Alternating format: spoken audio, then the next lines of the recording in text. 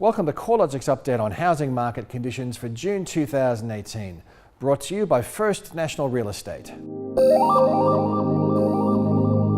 This month we'll be focusing on how the housing market has tracked through to the end of May, as well as taking a look at the factors that are placing some downwards pressure on housing market activity and dwelling values. Australian dwelling values slipped 0.1% lower in May, taking the annual change at negative 0.4% into negative territory for the first time since October 2012.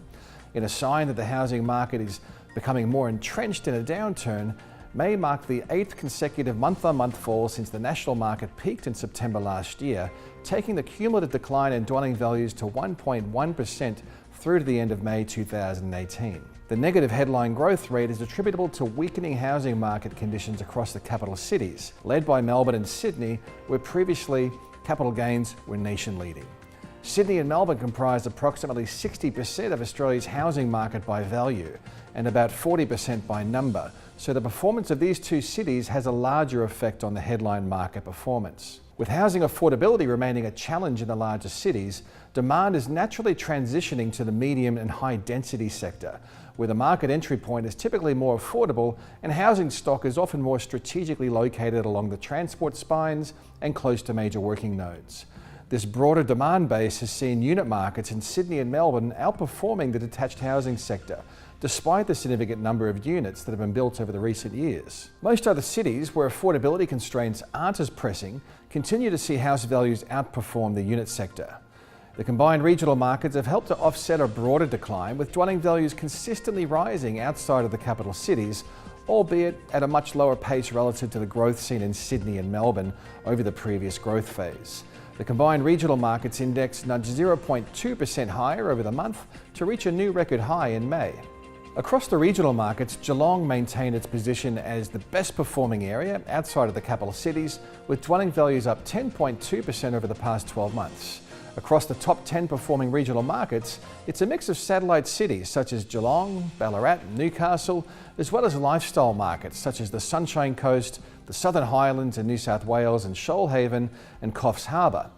Regional housing trends are also now seeing less drag from the mining regions. Although the weakest performing areas are generally still linked to the mining sector, the declining trend has eased off and actually levelled out in many of these markets. Apart from our hedonic indices, a wide range of other measures provide further evidence of weakening housing markets.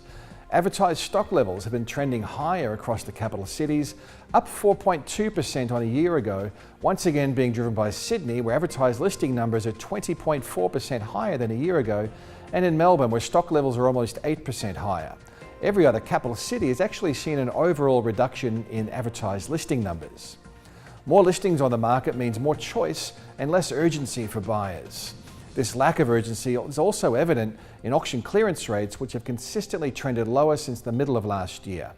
Over the first week of June, Sydney's auction clearance rate dipped below 50% for the first time since 2012, and Melbourne's clearance rates have fallen below 60% for the first time since 2014 over recent weeks. Transaction volumes have continued to trend lower, with Corelogic's estimate of settled sales tracking 7.7% lower year on year.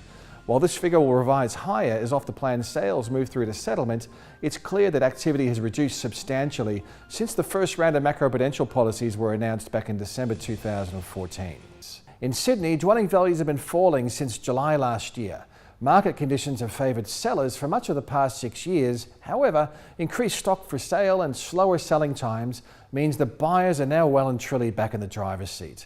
Advertised stock levels have increased by 20% compared with a year ago, and homes are selling in 43 days on average compared with just 31 days at the same time last year. Market conditions have been weaker across the more expensive end of the market, while dwellings at the more affordable end of the valuation spectrum are still seeing some subtle growth, likely supported by a surge in first home buyer activity, which is helping to prop up prices at the most affordable end of the market. Previously, housing market cycles have generally been influenced by changes in interest rates or by economic conditions. However, the current easing in growth conditions is very much a factor of tighter credit policy. Similar to the current softening in housing market conditions, the previous downturn, which ran briefly from late 2015 through to early 2016, was also driven by tighter credit. It lasted for only 5 months nationally, with values falling by slightly less than 1% before surging higher again on the back of 2 25 basis point cash rate cuts and a rebound in housing credit growth. Investors have been most heavily affected by changes in credit availability. Investment credit growth is tracking at just 2.3% per annum compared with owner-occupiers, where credit growth is at 8.1% per annum. The concentration of investment activity has been heavily skewed towards Sydney and Melbourne, and it's in these cities where market demand has fallen the most. Subsequently, both cities have experienced more substantial declines in property values. While the drop of the investor market has been partially offset by an upswing in first home buyers, we're already starting to see tentative signs that the stimulus of stamp duty concessions in New South Wales and Victoria is starting to wear off. First home buyer activity actually peaked in November last year. Furthermore, despite the fall in investor demand and the lift in first home buyer demand, the value of housing finance commitments to investors remains well in excess of value to first home buyers. With finance restrictions likely to remain tight, despite the 10% growth cap on investment lending being lifted next month, the chances of a rebound in the housing market over the coming months is unlikely. Investors are still facing a premium on their mortgage rates of approximately 60 basis points, more if they're not paying down their principal. Add to that the fact that lenders have intensified scrutiny around a borrower's expenses and are now less willing to originate loans on interest-only terms. Additionally, the prudential regulator, APRA, has advised banks to rein in lending on high debt-to-income ratios, which will more adversely affect the Sydney and Melbourne markets, where housing is overall much more expensive than in other parts of the country. Lenders remain very much focused on keeping high loan-to-valuation ratios at low proportions of total lending, with the latest data indicating only 20.8% of new loans had a deposit of less than 20%. While credit availability is arguably the major driver of the housing market slowdown, housing affordability is another important consideration, particularly in Sydney and Melbourne, where the dwelling price to income ratio is 9.3 and 8.0 respectively, substantially higher than the other capitals.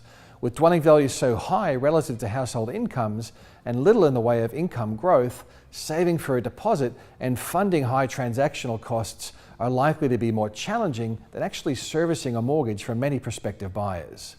Although the exuberance has left the housing market and conditions have been dampened, it's clear that values aren't falling off a cliff. Low mortgage rates are likely to persist for some time yet, and we're still seeing high migration rates supporting housing demand.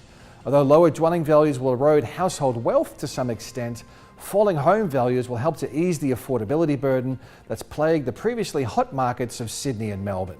While housing credit growth has slowed, the trends remain very much positive, especially for owner-occupiers, where housing credit is up by 8% over the past year.